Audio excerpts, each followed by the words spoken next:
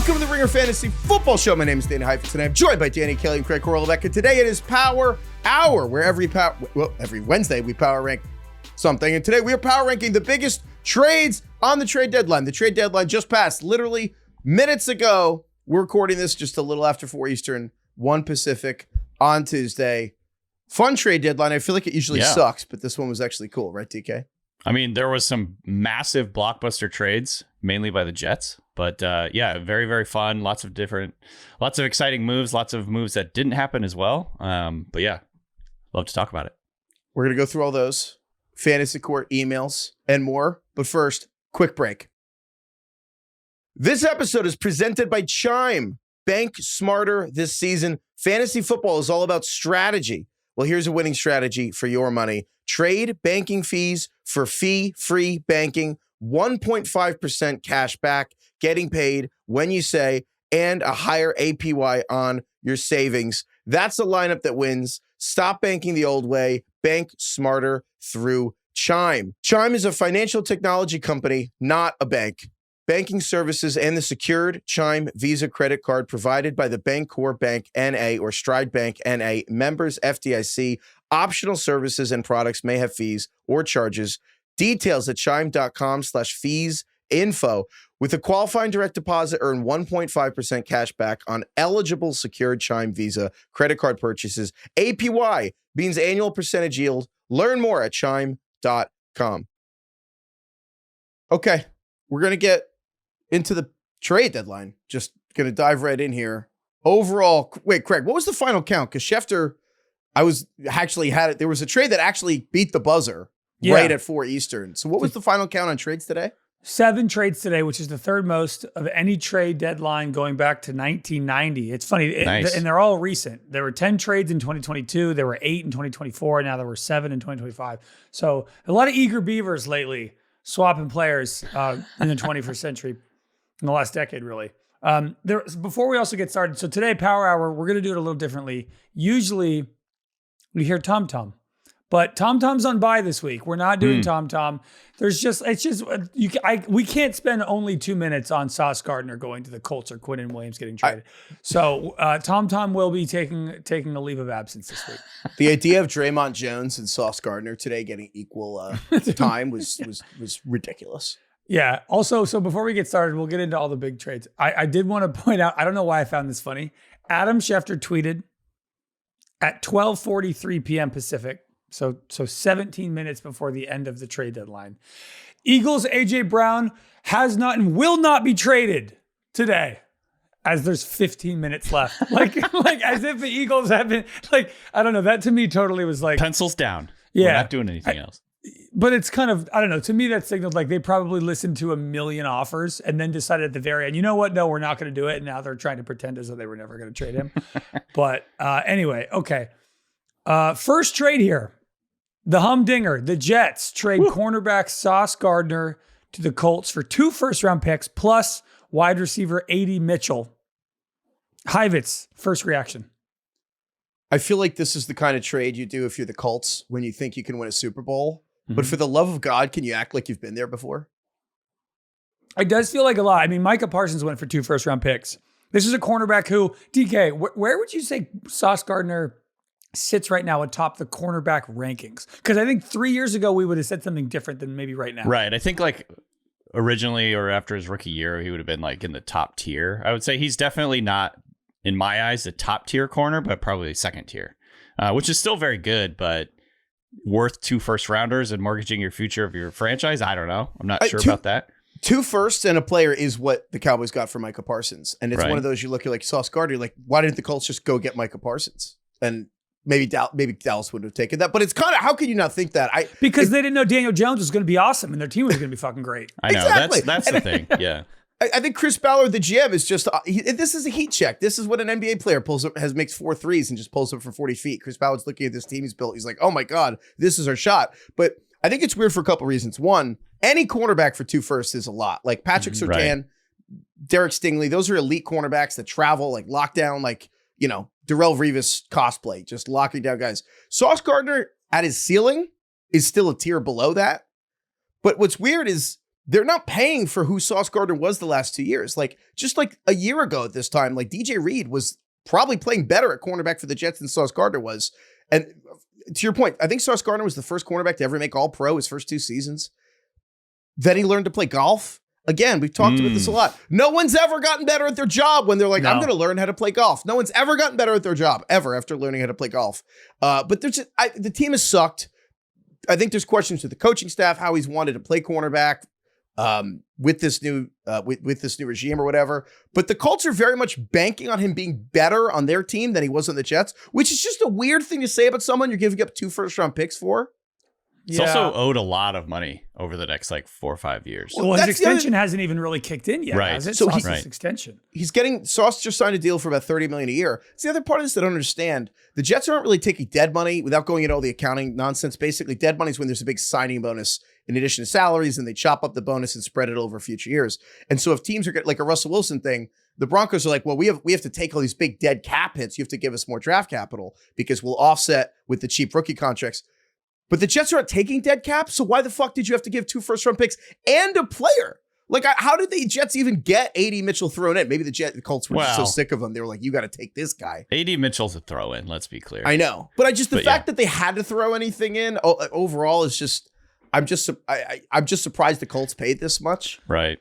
Yeah, I think it's the way that I look at this is if he turns into a player that can shut down one side of the field and give you the schematic, I guess, versatility to do that. Basically, if he can shut down his side of the field and do that consistently, no one's going to be complaining about this trade, as the playoffs kind of roll around.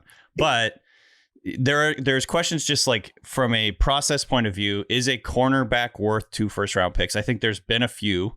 Darrelle Revis probably would have been at his peak. Richard Sherman possibly at his peak. But again, he was a little bit scheme dependent.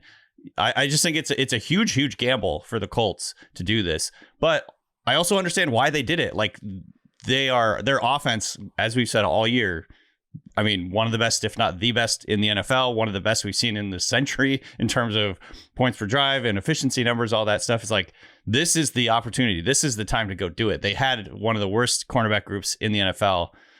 So I can see both sides of it. I think I'm a little nervous for the Colts, but at the end of the day, I understand why they did it. The Rams gave up 2 firsts for Jalen Ramsey and won the Super Bowl. It's been done. Also, Jalen Ramsey's way better than Sauce Gardner. And also, if the Rams didn't, we all forget that we would have made a ton of fun of the Rams for giving up all those picks and not getting a Super Bowl. This reminds me in some ways of what the Niners did, where they trade up for Trey Lance, which is a quarterback. It's different. But you're like, imagine if the Niners had the 2 extra firsts and just sat and didn't have to trade up for Trey Lance, where the Niners could have been if they had made those Super Bowls. Like the Colts, anything short of it, you're going to want these picks for next year. And again, so look, Lou Anarumo, who's the Colts defensive coordinator, so now the idea, obviously, Sauce Gardner's going to be an outside cornerback, and then Charvarius Ward, who's banged up right now, but I think he'll be back in a couple weeks. And so if he's the outside cornerback, you have Kenny Moore, who's playing great at nickel cornerback and always has been, he's probably one of the better cornerbacks at nickel in the entire league. And I think that Jalen Jones is solid at Indianapolis. I think the problem is Mekhi Blackman has been like unplayable.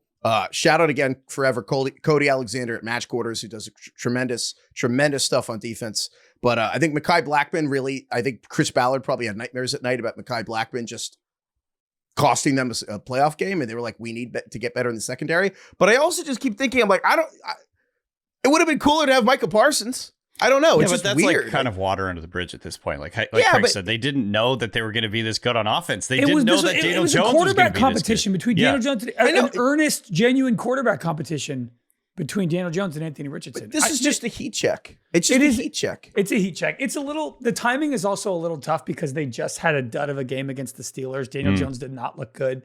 It's like if they would have made this a week ago, I almost feel like you could talk yourself into it more.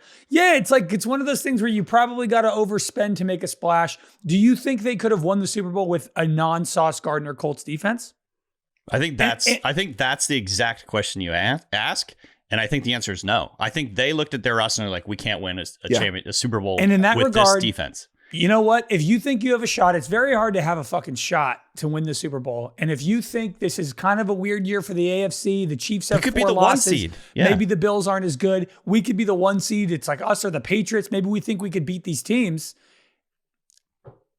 Even if it's an overspend, like you said, the Jalen Ramsey thing, if it works, no one's going to care. I agree, and it's going to take a month because they're going to Germany for this game versus the Falcons this week. Then they're on bye, and then they'll come back, and it's like it's not an easy defense to learn. That's the other thing. It's like this Colts. It's pretty complicated, so it really is going to be how Sauce Gardner's playing around Christmas is going to be more. If he's an immediate impact, kind of like Minka Fitzpatrick was an immediate impact for the Steelers when they traded a first rounder for him a couple years ago. It's not the same thing because he was on a rookie deal. What's the golf situation in Indianapolis right now? Like, that's a great point. You can't play golf in the winter. Well, it's getting cold. Yeah, I know. Not that you can play in New York either, but the Jets games haven't mattered in the winter.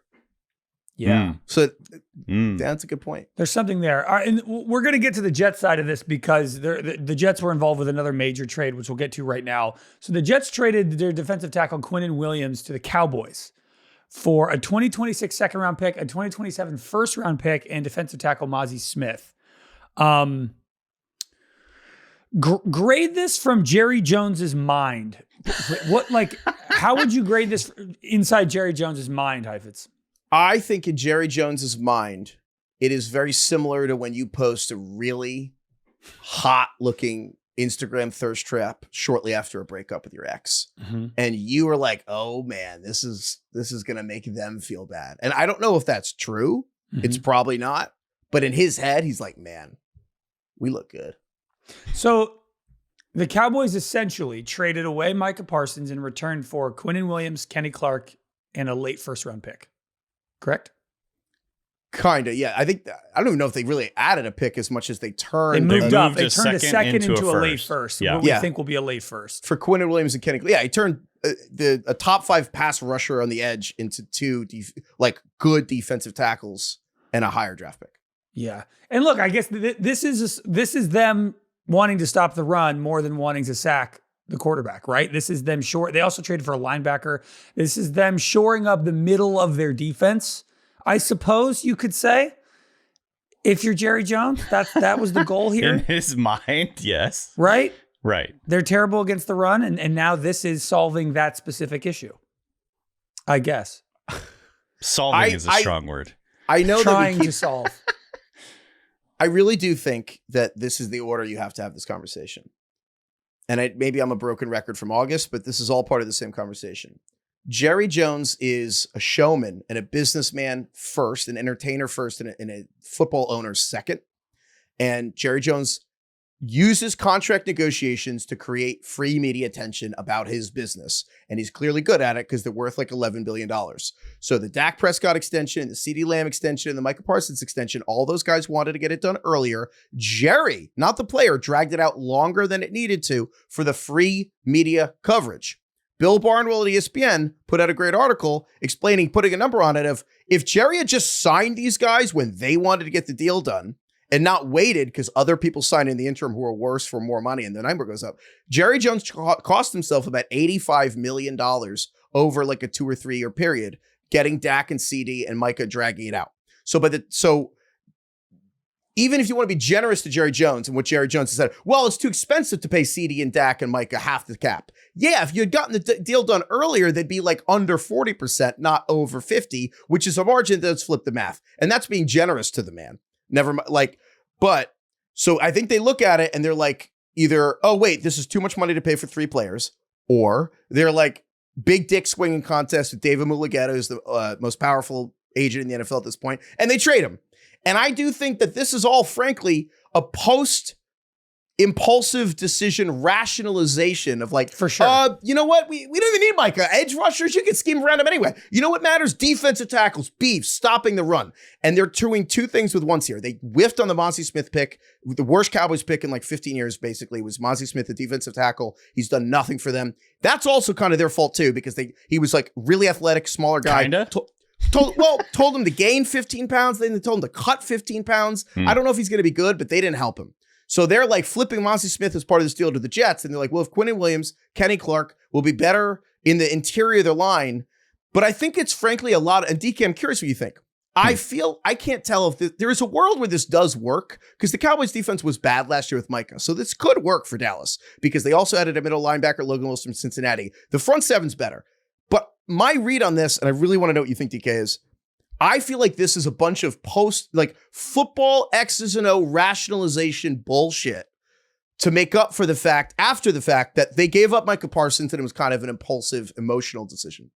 Yeah, I think the defense could end up being better in the long run, but that doesn't mean this was the right move for them to make because they lost so much value in doing this trade. Like they did not maximize the Parsons trade or the Parsons trade. Sorry, they did not maximize what they could have gotten for Micah Parsons when they traded him away, or if they had kept him and signed him to like the value that he would bring on that contract would be more than what they got for him. I think. So are you saying that? Let's say they got 3 firsts and a second from Micah Parsons and then went and made these trades. You could perhaps argue that it was not the idea of trading Micah Parsons in return for these guys. That's the problem. It's just they screwed up the Micah Parsons trade because they didn't get a good enough return. But the idea perhaps was not terrible. The formula that they were trying to go after. I mean, I think you could defend the trade more if they would have gotten what you said, 3 firsts and a second or whatever the exact payback would be. But like we talked about this at the time, it's going to be late picks. It's going to be late first rounders. Those are freaking toss-ups. Which if the Packers do make the playoffs and get to the divisional round, at that point on grades on NFL boards, they're graded as second round players. Right. So yeah, I think ultimately, the Micah thing is in the past. So they can't change that now. I think it was a stupid mistake for them to trade him. And in a vacuum, like I like Quinnen Williams. I think he's a good player, and they went and traded, a lot to go get him. But he's 4 years older, and he plays on the interior. Generally speaking, just not as important of a position. Well, I think Kenny Clark's 4 years older. Quinnen Williams like 2.5. Oh, sorry, yeah, but Quinnen Williams is 28. So he's not as young as I thought. Young. Yeah, he'll be 28 pretty soon, but he's not as young as like you think. This is his 7th season in the league, I think. I think just because when Quinnen Williams, that famous video of him when he's like, Kyler Murray, he had braces. Like, yeah, it's like he looks so young in his face that I just kind of thought he was 25, and he's like going to be 28 in a month or two. He's the bless you, thank you guy. Yeah, bless you, thank you. Yeah. Bless you, thank you. Bless you, thank you. That's really what we say to Jerry. Bless you, thank you. Quinnen Williams is. I don't think he's elite, but he's a very good player. He's a very good player. They will be better in the interior of the line. I just overall. I think Heifetz is right though about like this is Jerry trying to justify the move he made in August for Michael. And he's like, no, look, I had a plan. This actually makes more sense. Look, I got 2. I said we weren't 1 guy away, but I got 2 and picks and look what I'm doing, blah, blah, blah. And I think this is all just him trying to rationalize a stupid decision that he made in August. Since we're picking off the scab here with Micah Parsons and this whole trade again, it's worth reminding, one, Jerry Jones, older than Joe Biden. I know I keep saying that, but it's worth going with the actual narrative here because this point we haven't. Yeah, I know, but this point we haven't talked about a ton of what happened with Micah Parsons, which I feel like we have not spoken about enough. What Jerry Jones is saying, and again, should you believe anything this man says? Well, he runs the team and makes every decision, or at least he says that all the time. So I guess what he's saying is, I had a handshake deal with Micah Parsons in like March, and I had a deal with him, and he's going back on that. And Micah Parsons was like, we were talking for like 2 hours and you don't shut the fuck up. And like, I have an agent that I pay money. Yeah, who was not present during that conversation. Who was not there. I'm like, you have to talk to my agent. I'm not signing a deal. You're talking to my agent, which is how all of these things go. And Jerry Jones, like they wouldn't call his agent. They wouldn't call David Mulugheta to do this. And they held the line of, well, him and Micah and I had a handshake deal, which is one of 2 things. Either Jerry is genuinely senile enough to believe that, or a little more cynically, Jerry thought using that as an excuse would flip the people on Micah. Like, it's kind of a weird, we haven't talked about this enough, but it's kind of weird that Jerry even thought that was like thing that's either Jerry believes that I had a handshake deal with this player. He looked me in the eyes and shook my hand. Yeah. And then he turned on it. Using that as an excuse. Either way, it's kind of weird, but the whole thing has been bizarre. But I mean, the larger point here, I mean, what's the Cowboys? Are they 3-5-1 now after this loss to the Cardinals? Yeah. It's not about the season. I mean, if they come back and win, where's it going to go? It's like, all right, so next year, Quinnen Williams will be 28 going to 29. Kenny Clark will be 30 going to 31 or 31 going. Yeah. How good do you think that the Cowboys could be in 2026 too? Like the other question here is like, how high is that 2027 first going to be for the Jets? Because that's also a big risk. This is anytime you trade a future first rounder, it's risky because you don't really know how good you're going to be next year. The Cowboys traded a second to the Jets this year. Right. And this 2027 pick is the higher of the Packers or Cowboys. And the 2027 draft is there's some substantial. Studs. Yeah. And so that's where it's worth getting into that with the Jets, because the Jets now, between these two deals of Quinnen Williams Pretty savvy and by Sauce, them. Yeah. the Jets have a lot of picks now. Yeah, the Jets. So it's funny. I feel like it always looks good when you're like, look how many picks they have coming up. That's just like an easy message to sell. Mhm. Yeah. And you can like point Hopium. to team. They have 5 picks. The Jets have 5 first-round picks in the next 2 drafts. They have 2 in 2026. They have what will probably be a top 5 pick in their own draft, or their own pick, 2026. Plus they have the Colts first-round pick, which will probably be in like the 20s. Then in 2027, they have their own first. They have the higher of Dallas or Green Bay's first, whichever's better. And then the Colts first again. 3 firsts. 3 firsts and 5 in 2 years. The funny thing about that is the Jets had 5 first-round picks in 2021 and 2022. Who are those? I'll pull them up right now. Yeah, go ahead. So I was Wilson, pulling up right now as we speak. I was trying to pull up the Browns. Also Former GM. But they had 5. They had 2 first-round picks in 2021 and 3 first-round picks in 2022. The Jets had Zach Wilson in 2021 and Elijah Vera Tucker, who's great. And then they had Elijah Moore as their second-round pick, which everyone loved the pick, and he's done nothing in the NFL. And then 2022 was Sauce Gardner, who now is not on the team, but he was great for 2 years. Garrett Wilson, who's like the new Terry McLaurin, really. And then Jermaine Johnson, who also is probably on the trade block today. I think I'm forgetting his name. Connor Hughes at SNY reported that the Jets were just straight up had a 3rd-round pick on the table for Jermaine Johnson, and they said no. And then Breece Hall. So these guys, I mean, those are all like decent picks, good picks. Yeah, you know the problem was the quarterback sucked. And it's funny. That was something that Daniel Jeremiah tweeted today that I was just like, this is sort of the distillation of the NFL. Is he said, quote, Jets realized loaded defensive talent without a quarterback doesn't win a whole lot. Well, and which I'm just like, God, it's really that simple. Like, you have to have a quarterback. Also, I don't think it's an accident that they didn't really change their offense that much. Like, I don't think it's an accident that they kept Breece Hall. They have Garrett Wilson. The offensive line, I think, is okay, and there are some promising people. Yeah. Membu's been good. Vera Tucker back next year. Like, Fashanu at left tackle. Yes, he's a first rounder, and it's like, so now the Jets are going to probably have a top 5, maybe top 3, maybe the first pick in the draft this year, and keeping like real pieces like Garrett Wilson and Breece Hall on a good offensive line that you can now usher a quarterback into, to me makes sense rather than just getting rid of the offense. This is how you build. Yeah. Yes. I think everyone it's funny because sometimes I feel like all these trade rumors, I'm like, everyone's shocked. I'm like, no, I think most people have no idea who's going to get traded because it's like, who knows between random jersey swaps and actual information sometimes. But I do think it was surprising that Sauce Gardner and Quinnen Williams are gone and then Breece Hall stayed. But I think it does make sense for that point where it's like, if you can turn Quinnen Williams and Sauce into 3 firsts and a second, keeping Breece at that point, I think it makes sense to keep Breece Hall and actually extend Breece Hall because they have to extend him now. Yeah, it's like, or at least they should. I've always said that the Saquon thing made me mad with the Giants, not because they let him go, but because either trade him at the deadline or keep him. But like, how do you keep him and let him go? And if you're the Jets, maybe they'll do that too. But that implies that you compensatory picks. That means you have to not sign anybody to get them, which probably is going to happen. But if you're the Jets, you have a lot of draft picks invested in the offensive line. You're going to have a first pick at left, right tackle, guard, and a 2nd-round pick at center. John Simpson at right. Like, there's a lot of money and talent on the offensive line. So you Breece Hall. Well, you look at the Kyron Williams deal and James Cook, it's like, what's Breece Hall going to sign for? $12, $14 million? Like, the number's not that high. You're Aaron Glenn. You want to have a rushing identity behind a first-round pick. If you bring in a rookie quarterback, whether it's 2026 or 2027, you want to have an ability to maul. I think that's the takeaway from Detroit's build with the Lions. The easy thing to say is what you said, Craig, which is hit your picks. Like, the Lions got good because they hit the picks, but the Lions really got good because they hit all those draft picks. And when Jared Goff came in, they had already put like 4 first-round picks into the offensive line. They took Penei Sewell, put him at right tackle. They already had first-round pick at left tackle. Frank Ragnow was a first-round pick at center. They had Graham Glasnow. Like, they had, and that's kind of where I think Aaron Glenn's, and I can never pronounce his name, Darren Mugi, the GM. I think that's the similarity, is crazy investment in the offensive line.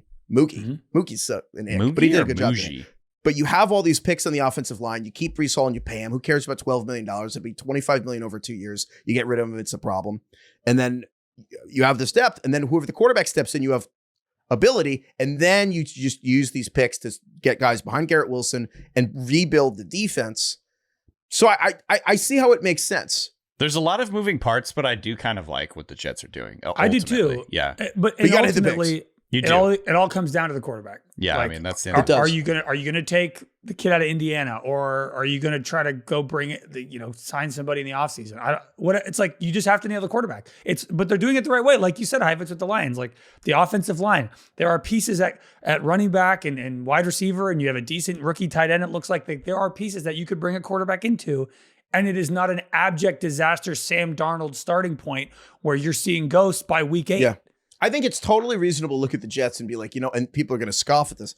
I'm like, bring in Mac Jones on the deal you just gave Justin Fields. See if you can get a fraction of a Baker Mayfield situation with Mac Jones and just revive it. Yeah. Maybe evaluate the 2026 quarterbacks. We haven't done a bunch of draft show yet. Also, for those listening who started this year, we cover the draft. DK is our draft expert here at The Ringer. We keep going beyond the season. Like we cover the whole offseason. Draft coverage, we've been at the draft the last couple of years, so we're going to get into that. We haven't talked. I'm kind of our mock draft guy. Craig's mock draft. We haven't talked about this. He's got some sources. If we had submitted Craig's mock draft to this big contest, he would have won the fucking contest. We didn't even submit it. I have sources that I can't even begin to tell you guys about. They're Craig's so the insider. But yes, we do cover the draft, and we never go away. We're here with you. We never go away. So we're here all year. So stick with us the offseason. We do the playoffs. We do free agency. We do the draft. We haven't talked a lot about this coming draft, but I don't know how many quarterbacks are going to be in this draft because a lot of them might go back for 2027. Frankly, it's reactionary, and I think the Anthony Richardson thing is going to scare off a lot of these younger prospects and be like, go back to school, make $4 million. Like just get paid and go have fun in college and be a better prospect later. So with that said, the Jets could sign Mac Jones, not use the first round pick this year to quarterback, and then have 3 firsts for 2027 and make a move if they want. There are options. There are things you can sell your fans. I do think it's a legit plan. But it is funny because you're right, because ultimately you do have to have a quarterback. And to what you were saying, DK, it's funny because it's definitely right. A ton of defense, no quarterback. It's just clearly useless.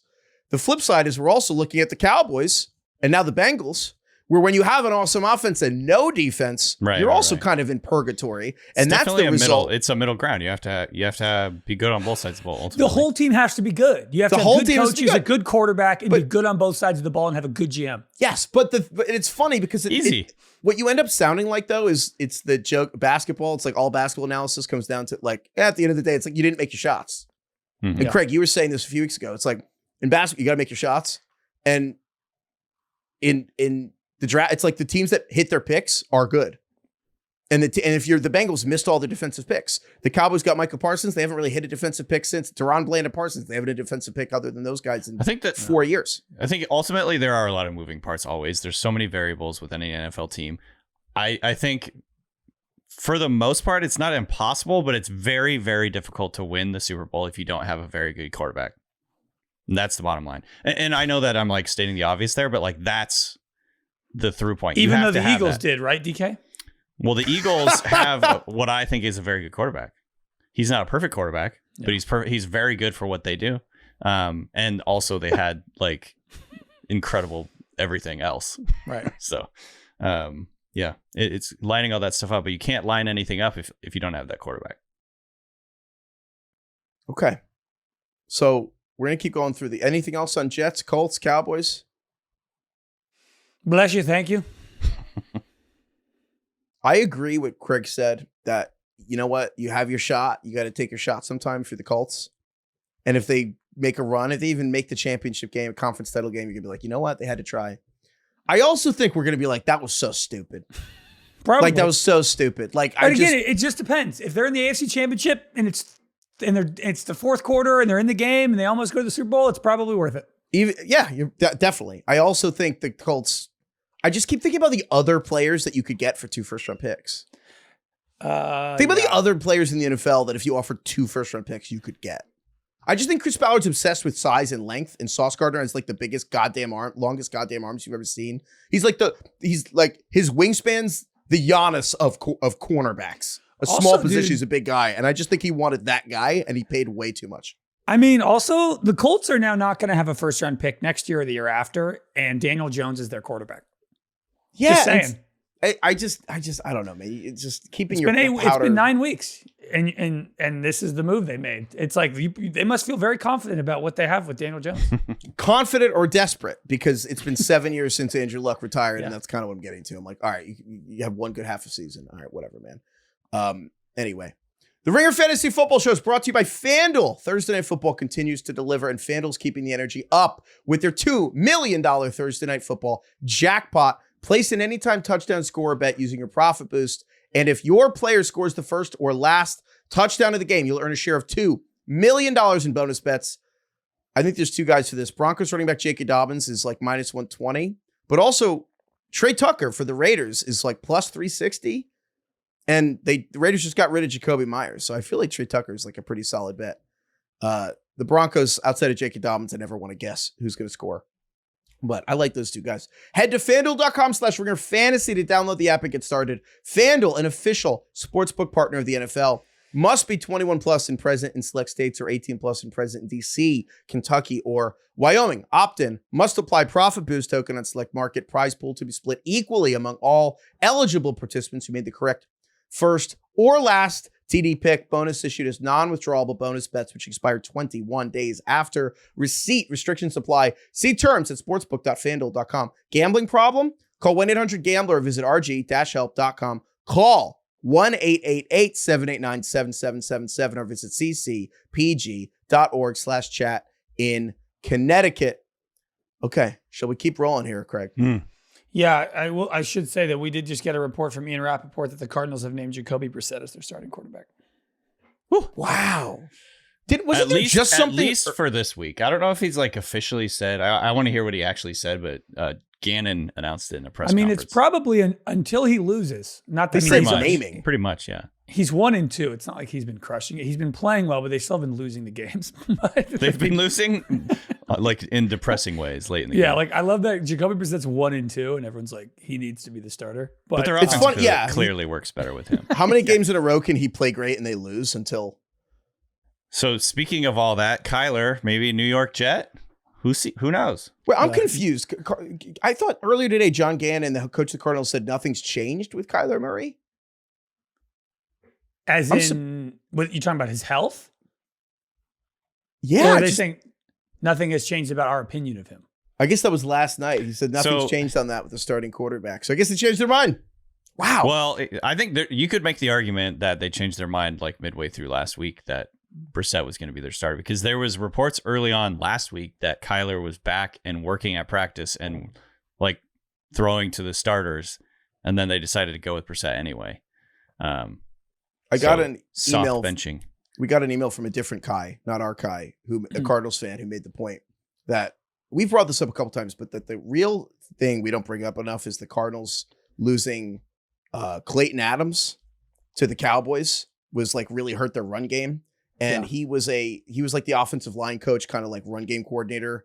And the Cardinals just haven't been able to run and they have this new college coach who's like doing their offensive line stuff. And I guess when you're at Ohio State and you could be like, block everyone, you have like a little easier day one and day two picks. Yeah, it's like every guy in your Ohio State offensive line is going to the NFL. It's like maybe that's not quite going to help you in Arizona. And so the combination of losing that, I do think the fact that Kyler said he feels even healthier this year, I think the lack of a running game really did expose Kyler this year. It's funny. I keep going back and forth between the pendulum going too far now, where it's like Kyler, is he going to be the best backup in the NFL and NFL history or whatever? Because like, no, he'll be starting next year somewhere. I don't know if it'll be in Arizona, but I firmly believe he'll be a starter. Also, Schefter just tweeted that Jonathan Gannon named Brissett as the starter just for Sunday for this week, Seattle. For this coming week. So it's probably still just they don't like what's going on with Kyler's foot. Soft benching. Soft benching, perhaps. I do wonder if Kyler is not on the Cardinals next year, but how long did we just spend talking about if you don't have a quarterback, where are you going?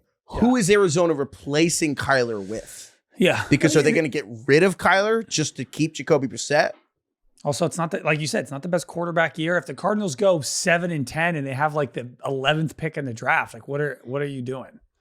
I also think it's interesting because I don't know if this is true or not. You guys can tell me if you think it is or not, but there are more trades than ever. It feels like the peer pressure to not do trades doesn't exist as much as it used to in the NFL. So people are more willing to trade. I think they're less scrutinized than they ever have been. Yeah. So there's just more willingness to do it. I also think there's more willingness to soft bench guys and just go with the hot hand at quarterback. In the old days, I think it felt like a monumental decision that you can never come back from if you decide to start Brissett over Kyler this game. I think Gannon could go back to Kyler Murray next week and it would just like not be that big of a deal. You know what I mean? Like it feels like it's not as monumental as it used to be. Maybe that's just recency bias. I think you're right. I think you're dead right. Because in the old days, I feel like if we would have gotten this announcement, it would have been front page news. People would be flipping out. Well, it's like Brady and Bledsoe, right? Right. People would be saying Kyler's time in Arizona is over. It's done. You can't come back from this. And now I'm just like, yeah, he might start for him later this year. Who knows? It's kind of like how like in the back, like even 10, 15 years ago, if the president had a video of him wearing a crown shitting on all these people that are citizens of America, it would probably have been something that people would have been mad about. Now it's like, yeah. I don't even remember that. Nothing can shock me with the things that AI makes now. Yeah. So the benching, you're right. There is something to that. Like we just move on. Well, let's move on ourselves and discuss the next, I would say probably the last truly fun trade that was made. I guess there was maybe one other. DK, your Seahawks traded a 4th and a 5th rounder for the Saints wide receiver Rashid Shaheed, who was formerly with the current Saints offense or the current Seahawks offensive coordinator Clint Kubiak. They were together in New Orleans. This is just fun, right? Are you thrilled? I love this. I'm super excited about this. This is something one of my followers on Twitter brought this up to me like 2 or 3 weeks ago. It was like, Rashid Shaheed back with Clint Kubiak? It makes a lot of sense. And I was like, ooh, that's a good idea. And so I've been kind of like formulating this in my head. And I think it just makes a ton of sense. Obviously, Shaheed was cooking with Kubiak last year. He was on pace for almost 1,000 yards. Before he got hurt, he was averaging, I think, 17 yards per target in terms of air yards down the field. Before he got hurt with the meniscus, Shaheed had the same yards per route run as Jamar Chase last year. It's like top 8 in the NFL in the first. It was like 5-6 weeks. Yeah, he was awesome. And I think obviously like there's still question marks over what the Seahawks can do on the ground, but I think it's pretty clear. Clint Kubiak, based on this year and last year, knows how to design an explosive downfield passing offense. He's just really good at manufacturing these explosive plays. And it's just nice to have another guy that can create those big plays. Teams are going to be zeroing in a lot on JSN. I don't know if you could ask JSN to have like 50% of their receiving yards on a full season and expect him to keep doing so well, especially when you're going up against teams that have like a shutdown corner that can follow JSN around. I think this just gives the Seahawks more versatility. They're obviously more dangerous down the field. I don't think it's like, it doesn't mean anything negative for Torrey Horton. I think it's good to have more guys that can do this type of thing. So I'm very excited about it. 4th and 5th round pick doesn't really bother me. I saw a report that said they intend to try and re-sign him after the year they like him. So it's not like just a couple month rental, because he's actually going to be a free agent after this season. So yeah, I think overall he's been one of my favorite players to watch. He's always just really explosive, and it's going to be really fun to see what they can do with him in their offense. I mean, I think you nailed it, DK. I mean, especially Jackson Smith and Jigba having half the Seahawks receiving yards. I mean, Jackson Smith and Jigba right now is on pace for the second most receiving yards in the history of the NFL. He literally he's like 52 yards short of 1,000 halfway through the season. He literally would, at this rate, be second to Calvin Johnson for the most yards ever in an NFL season, I think. So this is an acknowledgement that while we're cooking, that is not going to be a thing all year. So I think you're totally right. All these injuries, Cooper Kupp with the heel injury, Jake Bobo with the Achilles injury, Derek Young has a quad and a hip injury, and they're just running out of guys. And so Torrey Horton against Washington stepped up and went from 3 receiver sets to being in 2 receiver sets with JSN. But Washington's defense is just depleted. I mean, it's really in the doldrums. And so I think this is an acknowledgement that as you go to tougher teams, you're going to need, because really the Seahawks, as much as Mike McDonald always says, they want to run. No, they're not going to win by running. The Seahawks running game sucks. They're winning by getting into 2 tight end sets and hitting on play action. And that's what Kubiak was so good with the Saints. And now Shaheed is another guy that's actually able to win in 2 receiver sets where you can have JSN and Shaheed, because he's not just a deep threat, which he came from an undrafted free agent to really one of the most prolific deep threats in the NFL, Rashid Shaheed. But then he's morphed the last year or two into he actually has more of a route tree, has underneath routes as well. Like, he's a good player. Need more speed on Seattle anyway. But frankly, I think this makes their offense, I like the word used, more sustainable for an actual run, because the Seahawks do look like one of the best teams in the NFC, and they're going to need to throw to be able to do it.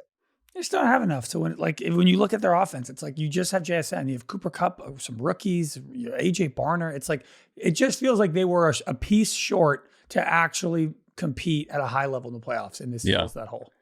Yeah. I mean, ironically, he kind of fills the role that DK Metcalf had before he left in a different body type. Obviously, he's not like the power explosive that DK Metcalf is, but I mean, he's proven himself as one of the best deep threats in the NFL. This also probably ends up being good for JSN, I would argue, just like having somebody else on the field who people have to worry about a little bit, especially deep down the field. I also think it's a good deal for the Saints, because I don't think Rashid was going to get re-signed there, because the Saints have their weird Ponzi scheme with the accounting. And a 4th and 5th round picks could return for New Orleans. All right, next trade. The Raiders traded the wide receiver Jacoby Meyers to the Jags for a 4th and a 6th round pick. It was expected that the Jags were going to do something. Travis Hunter might not come back this year with a knee injury. Brian Thomas hurt his ankle and also has been pretty shitty. The rest of their wide receivers are banged up or kind of unproven. The tight end's been hurt all year. DK, I'm actually honestly from a real life and a fantasy perspective, what does this mean for you for Jakobi? Is he going to score more points in your mind on Jacksonville than he did in Vegas? This year, yes, I think so. I think this is good for him. I think it's really good for Trevor Lawrence. I think Jacoby Meyers is exactly what Trevor Lawrence needed, I feel like, because this offense, what is that? A guy that can catch? Yeah. Literally a guy that is going to be reliable, be where he's supposed to be, when he's supposed to be there, and can catch the football. Like it's almost like you need someone to like when there's a pass thrown at you, need to like bring. What's the word for that? Like you bring it in. You receive it. You receive the ball.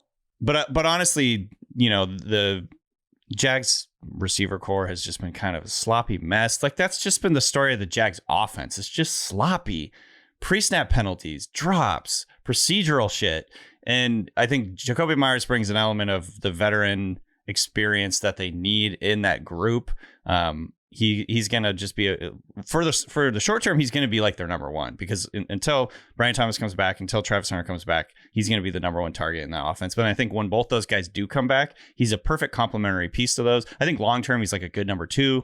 And he's a pro. He's done this before. Consistent production. He's been like, I think 4 or 5 straight years of 800 plus yards. He had 1,000 last year. The touchdown thing is not as big of an issue as it was early in his career. He had, I think, like 8 last year or something like that.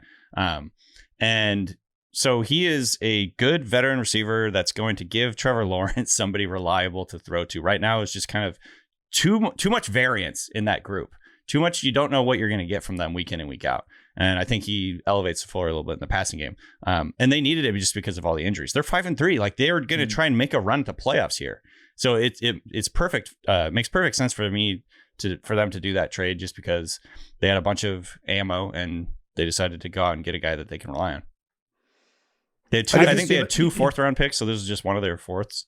Do you have any thoughts on this, Heifetz? Well, I was going to say, Craig, how does this change your mind about like Parker Washington and Jaguars fantasy, like starting Parker Washington, Jacoby Meyers down the stretch? In terms of would you play Jacoby Meyers, and when would you play Parker Washington against like Houston this week? Like, no, I don't know. I guess maybe you could still play Parker Washington this week, but we just did the waiver wire episode we did last night where we were talking about Christian Watson or Parker Washington or Alec Pierce. I would say this, I don't know, obviously hurts the long-term prospects of Parker Washington. I don't know if Jacoby Meyers is going to play this week, but, I guess you could get away with Parker Washington this week. But other than that, I don't really think so.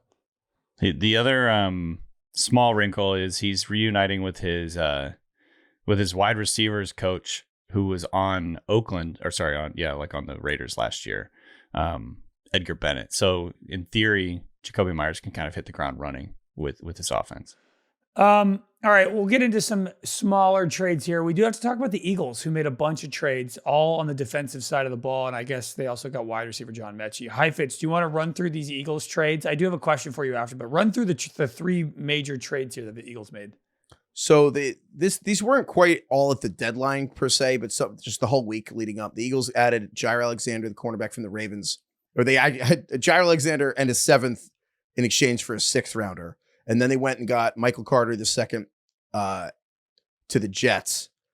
Sorry, they got Michael Carter from the Jets, who was confusing because they actually drafted 2 different people named Michael Carter in the same draft. But this one was a cornerback.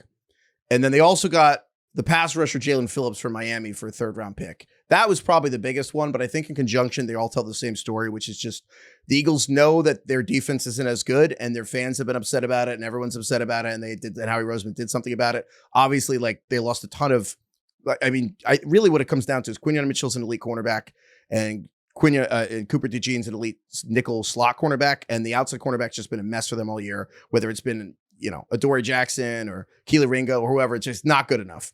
So I feel like what this is right now is primarily depth, because I think if they want to move Cooper DeJean outside, the Eagles don't really have a nickel that could play there, or if DeJean gets hurt, they're kind of fucked. And so I think Michael Carter, throwing like a 7th-round pick to get Michael Carter as a backup slot, kind of like that better than 2 firsts for Sauce Gardner, to be totally honest. And Jair Alexander, he's like an accounting loophole. I kind of don't want to pretend he'll have any impact until I see it. What's going on? Can you tell me what's going on? Like, Jair Alexander is a 2-time All-Pro. He's been an All-Pro twice in the 2020s. He's 28 years old. Why is he no longer relevant? 28 going on 48 because he's constantly hurt, and he's also kind of a knucklehead. And I think it's a combination of those things. Like, Jair Alexander's the guy that it's a combination of he's always hurt. Like, he's played 61 snaps this year for the Ravens, and that's a team that's depleted.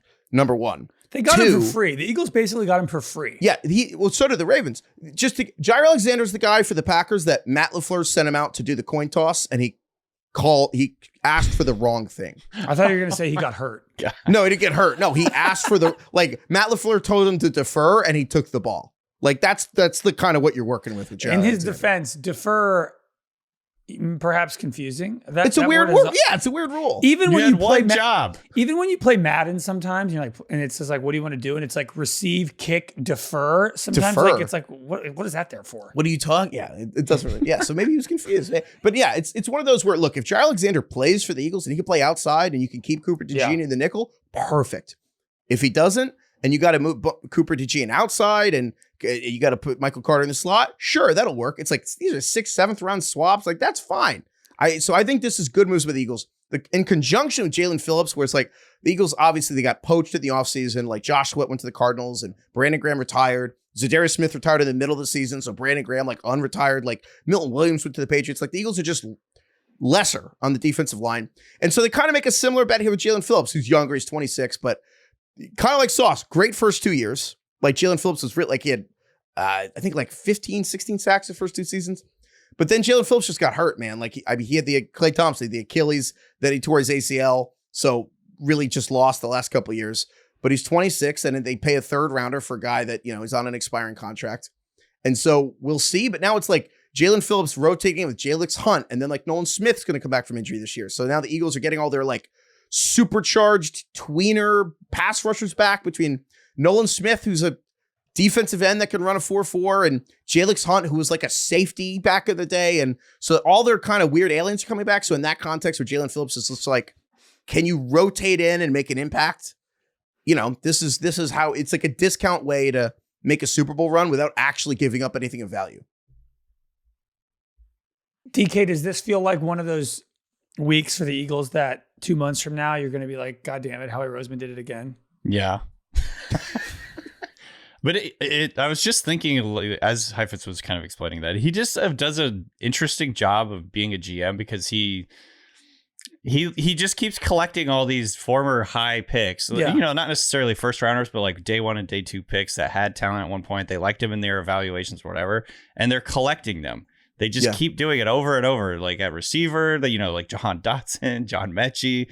Mechie they sent to the Jets. They just traded him, but they picked him up at one point, and then I feel like there's another receiver I'm missing that they also had. They just keep collecting these guys, in like the off chance that the talent shines through in a different situation. They took Kenyon Green from the Texans because he was a high pick. Yep.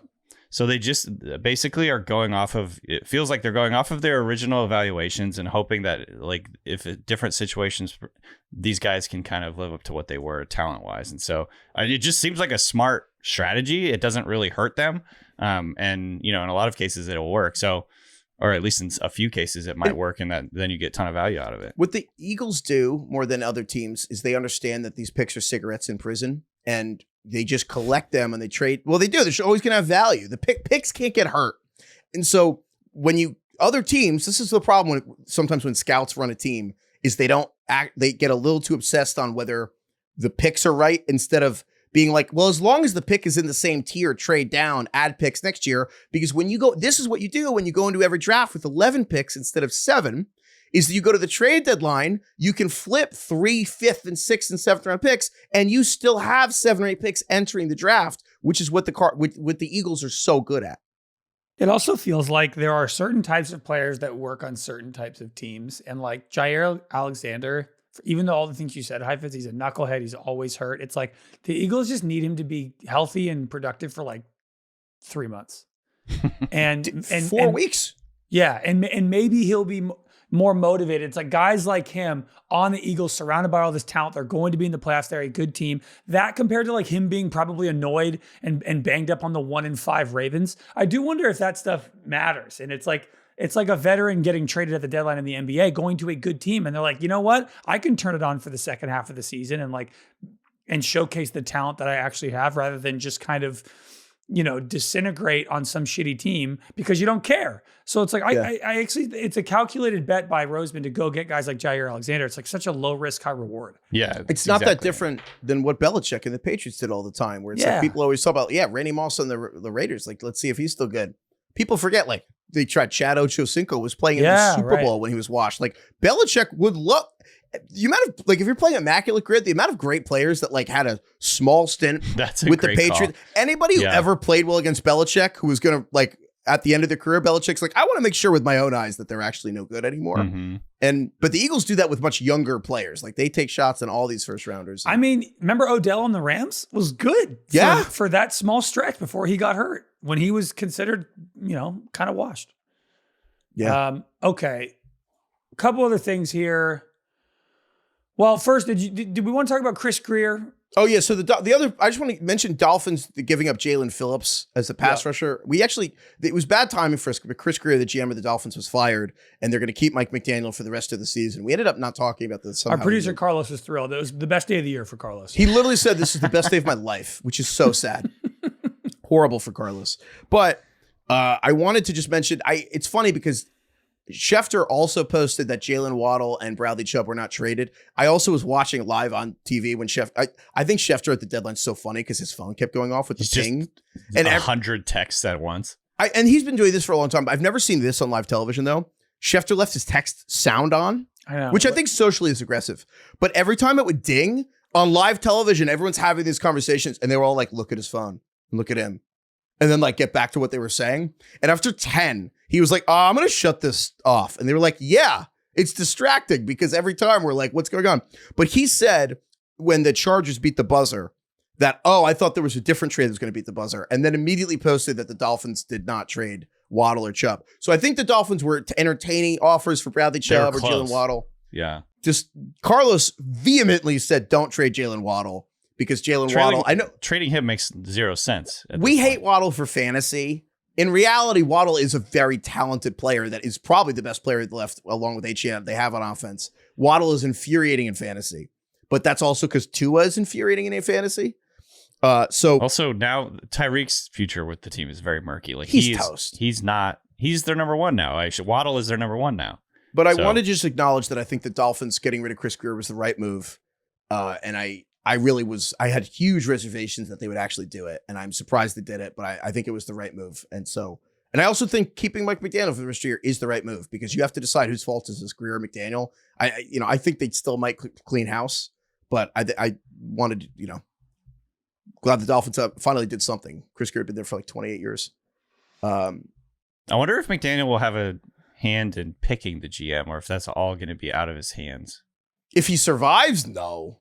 He'd be lucky to just stay in the building, but well, I know you're probably right. I'm sure you're right because they don't want to double down on him necessarily. But like I feel like the best coaching or the best franchises, there's a very good marriage between coach and GM, and you're just setting yourself up to fail if the two guys are not on the same page or whatever. But at the end of the day, you're right. I mean, they can't like give him decision making power and then like fire him after a year. So. The other trade that Heifetz mentioned here, the Chargers sneaking in right before the buzzer, was the Chargers traded for a tackle, Trevor Penning from the Saints, who was a former first-round pick in 2022. He's had some foot injuries, whatever. But Joe Alt out for the season. Rashawn Slater tore his patellar tendon, I think, in August. He's been out. So literally both their tackles are out. Their offensive line is in absolute shambles. So just ridiculous. Even though Trevor Penning is probably underperformed as what he was expected of him, like I think this is awesome that the Chargers did this, and they desperately needed it. So what was the compensation actually? Because it happened. It's the 7th, I think. Oh, that's fine. I mean, yeah, beggars can't be choosers. Like Trevor Penning is. I mean, Penning has not been good, but he's a dick and he's bad. This is like the exactly what we're talking about with the Eagles. Like it's worth. You got to fucking do it. Yeah, you got to try. Like, it was a 6th. It's worth. I mean, they're desperate. Like the Chargers are a team that could beat anyone in the NFL with the right pass protection, and they're just. I mean, we're talking about the 3rd and 4th stringers, and the Chargers are hurt, like at tackle. Like they have to try everything. So I think that makes sense. Are there any other things we want to hit? Heifetz? The Ravens got Draymond Jones from the Titans. I just think that's. I mean, it's not incredible, and I just think the secondary is getting healthier, and they need the defensive line because Matabike is on injured reserve, and I think they also traded for Elohai Gilman, the safety from the Chargers, which really frees them to move Kyle Hamilton all around. Defensive line was the last thing, so I do think the Ravens defense is something to keep an eye on. If the Ravens actually make this run and they actually keep stacking wins, it would be interesting to see. But so I think that was interesting. And then the Browns traded Joe Shoyinka and his 7th to Chicago for his 6th, which I don't really care about. I just wanted to mention, remember the time the Browns traded Joe Flacco and his 6th to Cincinnati for a 5th-round pick? And now that guy has the most points that the Bengals have had per game since before they drafted Joe Burrow. Yeah, just thought that was funny. But yeah, overall, fun deadline. And why is Trevor Penning a dick? He's just, dude, when you're an offensive lineman and they're like, no, you're dirty, and you have a dirty rep, that's one thing. When people are like, no, he's an asshole. Like, do you know how fucking mean you have to be to defensive linemen to be considered an asshole? Like, do you have any idea? I don't. And I me saying that, Howie Roseman, what he's doing with Jair Alexander, like there are certain like things that just fit, that make sense, that are worthy risks. To me, if anybody could help out, help fix the attitude issues of somebody, it's fucking Jim Harbaugh, baby. You know what I mean? Pat him on the shoulders, do the thing. Yeah. I would take him first. If any player was an asshole and I needed a coach to fix that player, I would pick Jim Harbaugh. Yeah. I think you're right. We'll see. You can't Justin Herbert was a giant asshole at Oregon, and look how nice he made him. That's true. Herbert was a legendary dick. Cussing people out, hothead. He never returned one shopping cart before he met Jim Harbaugh. Okay, before we're gonna get to fantasy court emails, we have an important Tom Brady story. But first, this episode is brought to you by American Eagle. Gift, hooray. Give great jeans this holiday season with American Eagle. They have all the wish list worthy new arrivals for everyone on your list, including you. Check out the comfy, cozy sweaters, soft fleece, sweatshirts, hoodies, flannels, and so much more. Plus, you'll love their trending jeans like the high-waisted, stovepipe, original straight, boot cut, and a whole bunch of other fits. They've got every style and everyone covered. You can check it all out at ae.com or just go to the store. I like that American Eagle made you say that that you have some hot picks for us for like a month, and then once that was finally over, now it's gift, hooray. What's wrong with my hot picks, Craig? You're saying you don't like my hot picks? Well, you kept saying you had hot picks for me, and my head went somewhere else, and I never received them, so I was disappointed. I was too busy looking at socks from American Eagle. Yeah. Okay.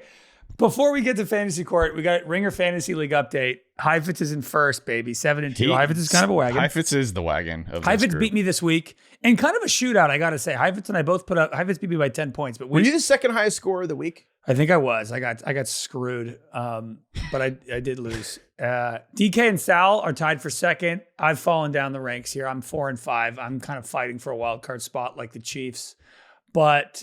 And I actually have no faith in my roster, so we'll see how that. I just lost Tucker Kraft for the year. Things are bad. Bill is finally out of last place. He's in 8th now, hanging on. Wow. Yeah, and I mean he's got Brock Moving up the Bowers. ranks. Like Bill has a little bit of momentum, I have to say. I lost Jaden. I'm a little worried about my team. Yeah, things are not going well. I lost a house this week. Brutal. We're getting close. I forget. Is our playoff rule that top 4 teams by seed make it, and then the next 2, the 5th and 6th seed, are by points? We did say we would do that, yes. Which I think that is the right rule. Okay. The next 2 or just the last one? No, the 5th 2. and 6th seed are highest points of the remaining teams. And the final 4 teams are going to go to a bracket where, again, everyone drafted their own punishments. And those people are going to, the loser of the losers will have to do the punishment that they drafted. Right. Okay. All right. Should we get to fantasy court? Let's do it. Do we have the drop? Definitely don't tell anyone about this thing that you're doing. I don't really want to be handcuffed. The definition of an object is a material thing that can be seen and touched.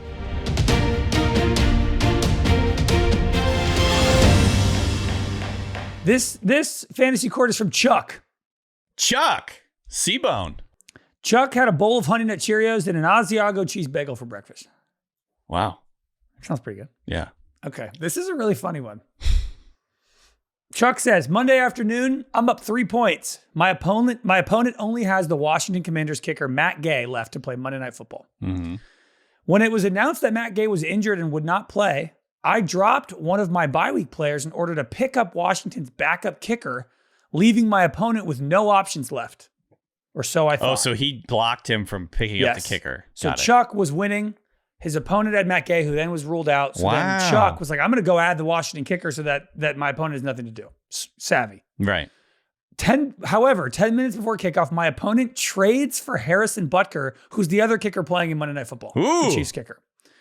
This is a spicy league. The guy who had Butker, the Butker owner, was down 40 points and was going to lose anyway, so he didn't care giving him up. My opponent gave up the injured Matt Gay and Zay Flowers for Harrison Butker. Wow. So desperate to get this win. Right. However, so Zay Flowers had already played that week. Despite that, the platform we use, which is Sleeper, allows trades to go through once it's agreed upon, swapping the players who are eligible immediately and then reserving the roster spots for those that are locked in until the week resets. So it's like a half trade.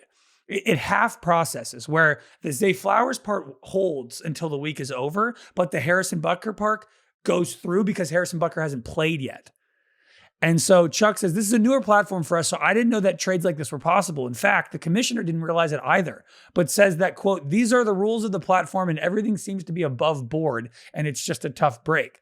Our league rules are pretty outdated. We last updated them in 2021 prior to our switch to Sleeper. They state that there needs to be a 24-hour review on a trade, but they also talk about how posting trades in our Facebook group, and we haven't done that in 8 years. No, he's like, what's going on Who's here? reviewing? So they're voting whether the trade is legal or something? Basically, yes. I have strong thoughts. I'm curious what DK thinks first, though. I mean, he goes on to say, hold on. He says, most guys in our league agreed that the trade didn't sit right, but it's a matter for us to clean up between this and next season. Oh, I don't have any problem with this. No, I have strong thoughts for 2 reasons. One, within the technical bullshit of the platform. He was able to pick up the backup kicker and drop a bye week guy on the same thing of, oh, that's kind of weird. You can drop a bye week guy and add this guy and like just get that through. The platform allows you to drop the bye week guy. Same thing. Like this was allowed to go through.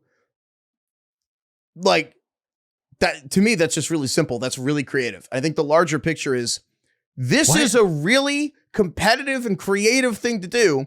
And you played what you thought was checkmate and you took the backup kicker and you dropped the bye week guy. And then in 15 minutes, this person found a fucking way to get Harrison Butker and then gave up a real asset because they wanted to win. Like a big player for that. And so that's the thing. Why is it not sitting well with anyone? This is the epitome to me of like missing the forest for the trees. You're like, well, the roster is locked. And so can he like actually process half who cares? People are trying really hard in November. That's the point. You want people to stay engaged and have fun. Yeah. Like that is the idea. Don't disincentivize people from trying really hard. Yeah, I agree. I originally was surprised that he was able to drop somebody to add the backup Washington kicker because typically you can't drop a player after they've played until a new week starts. So that depends on some platforms have that as a rule you can do, which is a huge.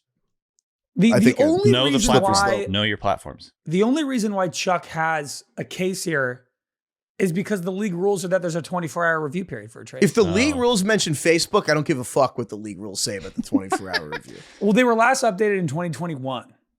I have a feeling that other trades have also been pushed in under 24 hours. Yeah. So what if, fine. I guess, if there was a trade that occurred 2 weeks ago in this league and there was a 24-hour review on it, does that change your opinion? I don't understand what let the it go review is through, for. Are they please. voting on it? Or is it just like to let people know that a trade is happening? I'm not sure. I don't think anyone really cares. Because I think I our think our general stance on vetoing trades is that only the commissioner should do that. Also, 24-hour reviews are kind of arbitrary.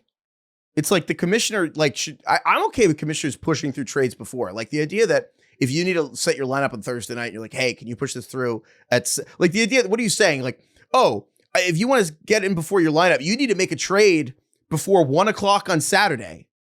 Like, no, no one actually believes that. Like, that's stupid.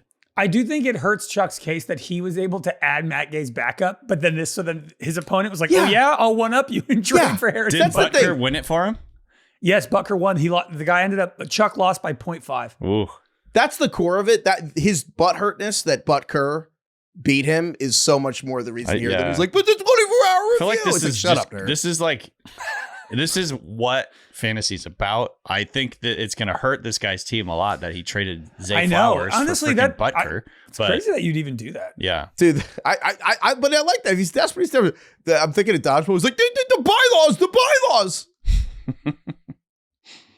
I don't feel that this violates the spirit of the game. You know what I mean? Like you know what I mean? This is what it's about. This is the spirit of the game, which is I'm going to give up Zay Flowers because I want to win this matchup right now. And also, it's a fuck you to this guy who went and picked up the freaking Commander's backup guy. Yeah. And then he won. Should we talk about Tom Brady's clone dog now? I thought you'd never ask. Clear your calendars. So Cancel all my meetings. Amid all these trades, it was revealed that Tom Brady's current dog, whose name is Junie, is a clone of his late dog, Lua, who died in 2023. Also, the cloning company is someone that he is invested in. Is that correct? Yes, Colossal Biosciences is a biotech company investor. that Brady is an investor in. So this is essentially like a fucking ad. Yes, 100%. This is his Spawn dog Con. is an ad for keeping your pets alive forever. Well, and so this has happened before. Like Barbara Streisand famously cloned one dog to create two dogs. She has like 3 or 4 because clones are like she has multiple clones. 2 of them are a clone. She has of her one late dog. Yeah, and also Paris Hilton did this as well. But this company that Brady is investing in, Colossal Biosciences, they just acquired Viagen Pets and equine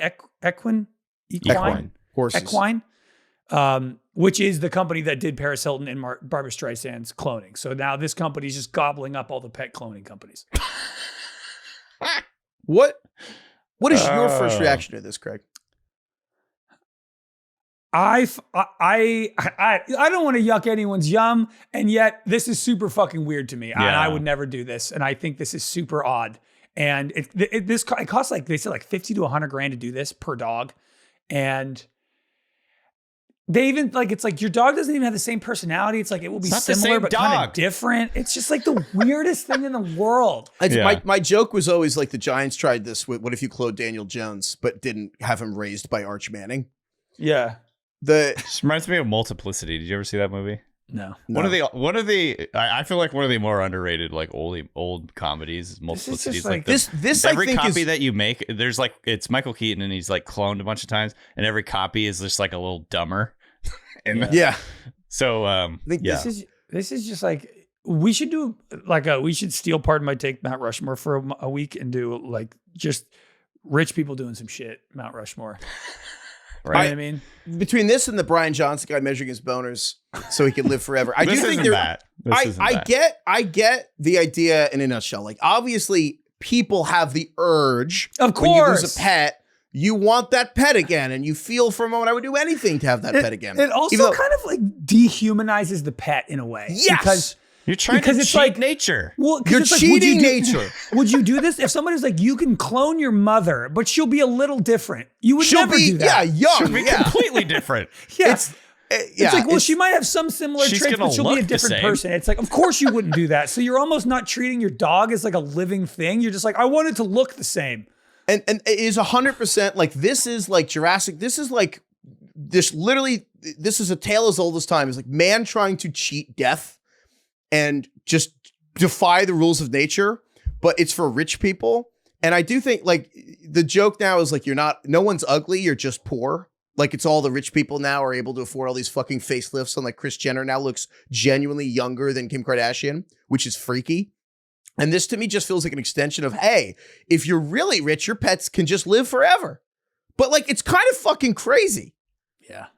It's so Tom Brady though. But I get it though, because people are like, I just wish I could have that dog again. But like, I was gonna say, if anyone in the world is gonna do this right now, I'm like, it had to be Tom Brady.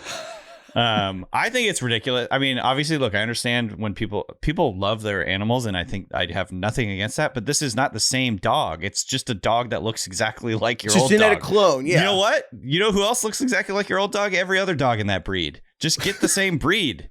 I don't know. This is so ridiculous. But it becomes like a nature nurture thing. It doesn't have the same fucking personality. It doesn't have the same experiences or the bond that you share with it. It's a fucking new dog. It's rich people being this. Annoyed that they can't like beat God in a poker Yeah, game. 100%. 100%. There's like a lack of coping with life. If anyone has cloned their pets, email us in. Like, I would love to hear from you. I could see an argument where they're like, look, if you have money is no object, why not? But there's something about it where I guess, yeah, I would actually be curious to hear, like, does the dog have the same personality? And I would be curious. I watched the video about it. It says that the dog will be like have some similarities, but will be also slightly different. And that's just weird. Where's the line? I don't know where the line is on what the merger between I feel like this is on the other side of the line. I just cloning a dog because you don't want to. I don't know. Yeah, I'm out. Yeah, I'm out. Anyway, sorry. This episode is brought to you by Colossal Biotechnology. Oh boy. Yeah. It is an ad. He just cloned his dog. This is like a way weirder version of how LeBron was like, the decision too. And then everyone's like, he's retiring. And it's like an ad for some liquor. Or forget what it was even for. Did you see somebody was Hennessy, suing him? Someone suing LeBron for the cost of the tickets to go to the decision 2 or something like that? That person's the dumbest person I've ever seen. Because he bought them? Not to be mean, but the idea of like you saw an ad and it was like LeBron, the decision. And then you went to Ticketmaster and you paid for like what, the first season opener or the season ender. You're like, oh, it's his last game ever. And then it's not. And then you're like, I'm going to sue LeBron James. How is that? I don't even know. Suing, I think, is a bit over the top. However, a lot of people were tricked by that, and I can't fault him for that. That's fair. That's fine. You're going to sue LeBron James. He's suing him for what he paid. That's it. He's not suing him for damages or anything. LeBron didn't say he was retiring. Just wants his money back. He should sue the marketing agency. Yeah, that would make sense. They're the ones who made the fucking ad. I don't know, man. Whatever. All right. The only other thing, we got a couple more emails here. A lot of people emailed us about the whole fire thing. Oh, God. How hot is fire? How hot is fire? How dumb we are or what? Well, we were on to something about when we were like, oh, but boiling water does not feel 8 times less hot than a lit cigar. And there was something to that. And a lot of people actually politely explained how our feeling was correct, but mathematically there is an explanation. So we got a bunch of emails. Thank you to like Bobby and Dustin and Kyle and Michael, all these very smart people who emailed us. Dustin had a good explanation. Dustin, for breakfast, had a homemade latte and a cheese stick. Cool. Like a string cheese? I'm assuming so. Okay. Or Dustin's maybe just like chewed on it, like not even a string cheese, just a cheese stick. I got to say, Craig, when you said, show me your breakfast, I was like, what are we going to get out of this? It really is a window and people live different lives. I love it. It honestly is, it's such a great window into like who people are. Craig, what'd you eat for breakfast? I didn't have breakfast. I had a matcha latte. That was it. Stud. Heifetz? I had chicken salad on a sourdough. For breakfast? Chicken salad on a sourdough. Chicken salad on sourdough. Oh, what time? That's bizarre. 9. Well, that's I've never heard of that. If that was 10:40, I would have been like, okay, 9. We just started doing chicken salad for breakfast, man. Chicken salad on it. Okay. All right, get back to the email, Craig. All right, Dustin has a degree in chemical engineering. He says, when you mentioned boiling water versus fire, I realized I could explain why boiling water feels so much hotter. How hot something feels isn't just about temperature, it's about how much heat it transfers to your skin. Right. But you were kind of talking about this, I think. Temperature is one part of that, but another big factor is the heat transfer coefficient, which basically measures how easily heat moves from the source to you. Boiling water has a heat transfer coefficient between 3,000 and 60,000, while fire is only around 5 to 60. It's way lower. So even though fire can be hotter in terms of temperature, boiling water transfers heat dramatically faster, 80 times more. It's very interesting. Yeah. That's why I got it wrong by so much. Me too. I feel like we should take back that point. I literally, Craig, this morning I woke up, I was like, God, dude, I was so off. I just flashed. We did. Did you really? Yeah, I was like, fuck that. I really guessed low. I should have known fire was way fucking hotter than that. So I should have known fire was hot. I always knew fire was hot. It's truly doing the trivia is honestly, I think, the most humbling thing we do. I'm just like, I consider myself a somewhat intelligent person, and I feel like the stupidest person alive every time we answer these fucking questions. You have to just embrace it. You have to embrace it, DK. It's like, Okay. You know what? I'll try. My takeaway from that episode is when I recommend AJ Barner and he barely scores with the tush push. I'm like, wow, I was kind of wrong. Thank God he got bailed out by the tush push. And I'm like, oh no, that's what I'm worried about. And like, I don't know how hot fire is. Well, you kind of did. You were way closer than me and DK. Well, I was going to brag, but yeah. Yeah. All right. Thanks, DK. Thank you, technically, Craig. the question wasn't how hot fire is. It was how hot is the front of a cigar, which is a little different, maybe, but actually not really. I don't know. I don't know why I'm defending myself for fucking idiots. You want me to sound stupid to make you feel better? Yeah. You ever look at fire and be like, what is fire? Yeah. Like you're looking at it. That's fucking Pandora's box. Let's not even open that. Like, what is fire? Like, I'm looking, like, sometimes I'll stare into the flames. I'm just like, but what is it? What is anything? Sometimes I think about that. Chemical reaction? What is that? I'm What like is anything? I'm like, everything is just molecules? What does that mean? It's fucking nuts. What does that mean? We're all made up of a bunch of atoms. That's still okay. Why do What a some wild molecules not? There's a whole Pete Holmes joke about this. He's like, how come some molecules can go through each other and others can't? Like when I knock on a table, what's going on there? Why does that work? How does that work? That's how I feel. Email us if you can explain that. Thank you, DK. Thank you, Craig. Or thermodynamics, all that. We'll take everything. Thank you, DK. Thank you, Craig. Thank you, everyone in advance for emailing. Thank you, Ronak. Thank you, Carlos. Thank you, Kai. Thank you, Austin. Thank you, everyone, for emailing. Email us. We'll take trivia questions on cloning, on matter, atoms, thermodynamics. Teach us stuff. You guys, if I die, can you clone me? So I was actually wondering, like, we should start cloning us now so that when we die, we could just, the different versions of us can, like, keep the show going. Do you think Brady? We're gonna have to raise your ass from a baby. I'm not doing that. That would be such good content. You guys raising baby Craig, baby clone Craig. Oh my god, that's like a good movie. That's it's a like good the fucking script. Truman What if Show. Baby Craig has like terrible takes? We're like, okay, Baby Exact Craig's like, same I would Craig, never have killed. way worse takes. There's a script there. Baby like, Craig's just not funny. That's Yeah. it's not funny at all. No sense of humor. He's just Hate really Saturday serious Night Live. about fantasy football. God. Thank you, Lauren. Lauren. Thank you, Earth, Wind, and Fire. Nice. Ooh, good one. Wow. All the that things was really all the good. things I'm curious about, and I Sure. have no idea how they work. Every time wind, not every time, but since I'm saying stupid stuff this week between socks and everything I've said in this episode, when I get hit by wind, I'm always like, how far did that take to get to me? Like, where was that created? Like, did that come like 100 miles to the ocean, or is that like 100 yards old? How old's that wind? Old. I know. How old is that wind? How old's that wind, man? God damn. I wish there was like a little tracking device on a particular air How molecule. and we old could is see that? where it goes. Yeah. I just want to, how old, we get hit by a breeze. How old is like, that wind? How old is that wind?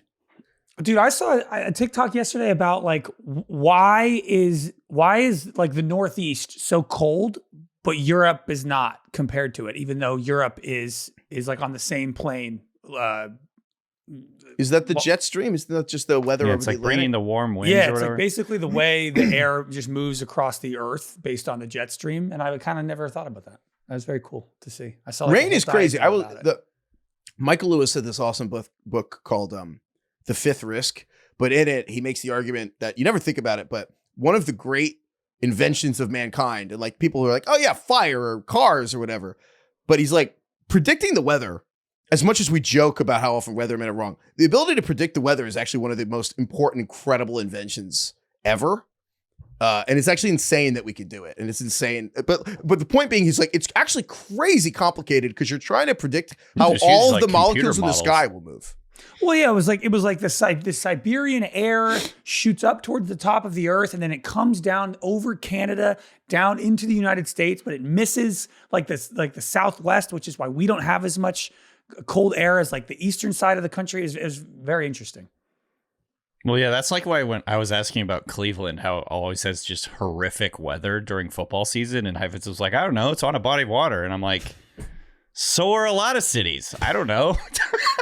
Why is Cleveland so fucked up?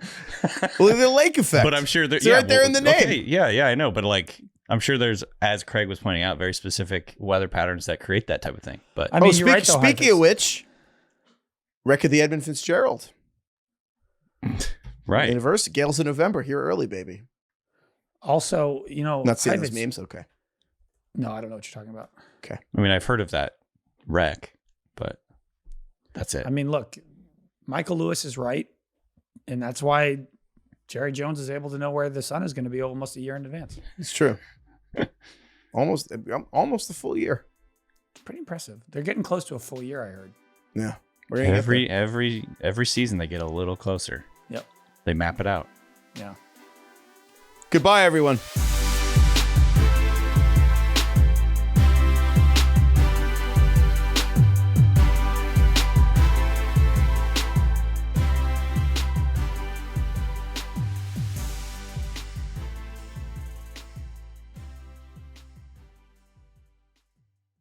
Must be 21 plus and present in select states. For Kansas, in affiliation with Kansas Star Casino, or 18 plus and present in D.C., Kentucky, or Wyoming. Gambling problem? Call 1-800-GAMBLER or visit rg-help.com. Call 1-888-789-7777 or visit ccpg.org/chat in Connecticut or visit mdgamblinghelp.org in Maryland. Hope is here. Visit gamblinghelplinema.org or call 800-327-5050 for 24/7 support in Massachusetts or call 1-877-8-HOPE-NY or text HOPE-NY in New York.